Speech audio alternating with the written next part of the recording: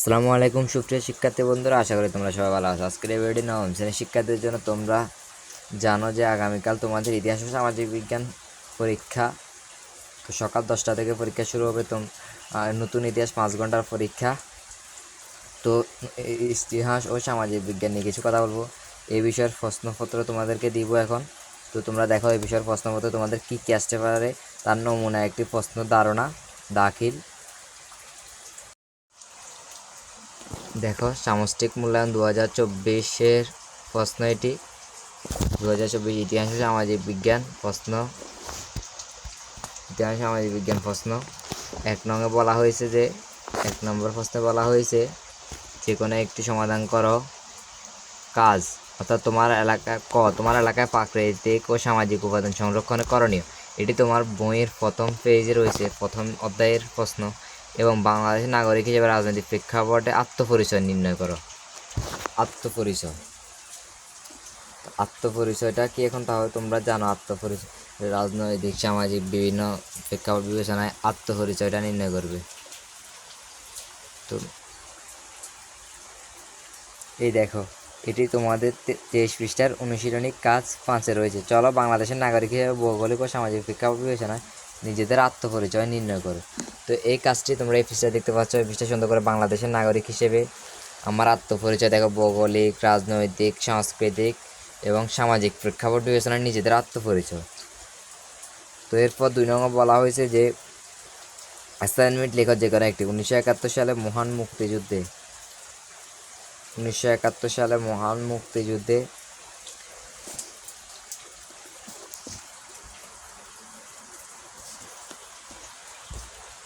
মহান 1971 সালে মহান মুক্তিযুদ্ধে বঙ্গবন্ধুর অবদান তুলে ধরো। বিষয়বস্তু: মুক্তিযুদ্ধ সংগঠনের সময় মুক্তিযুদ্ধে বঙ্গবন্ধুর অবদান। এই দুটি বিষয় অবশ্যই থাকতে হবে। এবং নির্দেশনা: বিষয়বস্তুর আলোকে ভূমিকা রাখতে হবে এবং মুক্তিযুদ্ধের ধারণা থাকতে হবে এবং মুক্তিযুদ্ধের সময় ও বঙ্গবন্ধুর অবদান সম্পর্কে থাকতে হবে। এই নির্দেশনাগুলো এবং এইগুলো থাকতে হবেই। এরপরে ঘতে বলা হয়েছে যে অ্যাসাইনমেন্ট 2 নম্বর অ্যাসাইনমেন্ট, বাংলাদেশের শাসন ব্যবস্থা এত গুরুত্বপূর্ণ স্থায়ী সরকার ব্যবস্থায়। এটি তোমাদের 4র্থ অধ্যায়ের প্রশ্ন। স্থায়ী সরকার ব্যবস্থা, বিষয়বস্তু স্থায়ী সরকার ব্যবস্থা অর্থাৎ উপজেলা পরিষদ। বিষয়বস্তুর আলোকে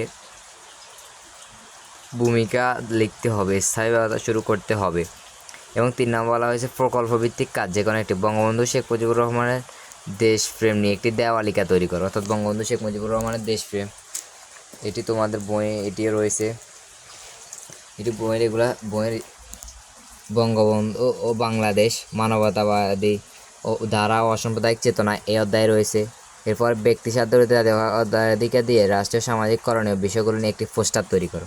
অর্থাৎ এই বিষয়গুলো বইতে এমনি অন্যভাবে রয়েছে, তোমাদেরকে এখানে পোস্টার তৈরি করতে বলা হয়েছে। এই দেখো, এটি তোমাদের 48 পৃষ্ঠার অনুশীলনী দলগত কাজ 3, অর্থাৎ এটা তোমাদের দলে করতে হবে। দেখো, একজন বঙ্গবন্ধু আদর্শ চেতনা, এটি হলো প্রথম পার্ট, এটা তোমাদের দরকার নেই। এরপর ব্যক্তি স্বার্থ বিরুদ্ধে জাতীয় স্বার্থকে অগ্রাধিকার দিয়ে পোস্টার পেপারে আমাদের করণীয় কাজগুলো করতে হবে। অর্থাৎ ব্যক্তি স্বার্থের বিরুদ্ধে জাতীয় স্বার্থকে অগ্রাধিকার দিয়ে আমাদের করণীয় ব্যক্তিগত ক্ষেত্রে, সামাজিক ক্ষেত্রে এবং রাষ্ট্রীয় ক্ষেত্রে। 3টি ক্ষেত্রে আমাদের এখানে লিখতে হবে। 3 নম্বরে বলা হয়েছে একটি প্রতিবেদন লিখো। 4 নম্বরে যে কোনো একটি 1966 6 দফা সম্পর্কে প্রতিবেদন লেখো এবং বঙ্গবন্ধু স্বাধীন বাংলাদেশের রূপকার এ বিষয়ে একটি প্রতিবেদন লিখো। ঠিক আছে, এই দুটো। এবং 4 নম্বরে অনুসন্ধানমূলক কাজ যে কোনো একটি। তো মনে করো তুমি তোমার এলাকার ভৌগোলিক, সামাজিক, রাজনৈতিক প্রেক্ষাপট বিবেচনা আধুনিক বৈজ্ঞানিক ধাপগুলো। দেখো, বৈজ্ঞানিক ধাপ, এই ধাপগুলো তোমাদের অনুশীলন করে কাজটি করতে হবে। ঠিক আছে, এই ধাপগুলো অনুশীলন না করলে তোমার কাজটি হবে না। এই দেখো, প্রতিবেদনটি হলো নমুনা 11 পৃষ্ঠায় এই তোমাদের এই প্রতিবেদনটি। তো এটি শুধুমাত্র নমুনা প্রশ্ন তোমাদের ধারণার জন্য। এটা দেখে তোমরা যারা বই এতদিন ধরো নাই তারা বই ধরো। এই দেখো, এগুলা প্রশ্নগুলো তারা বই ধরবে। এবং বাংলাদেশে জাতিসংঘ কী কী সহায়তা করেছিল, এটি আবার 4র্থ অধ্যায়ের প্রশ্ন। এই দেখো, এটি রাজনৈতিক কাঠামো, নাগরিক দায়িত্ব, জাতিসংঘের বিষয়।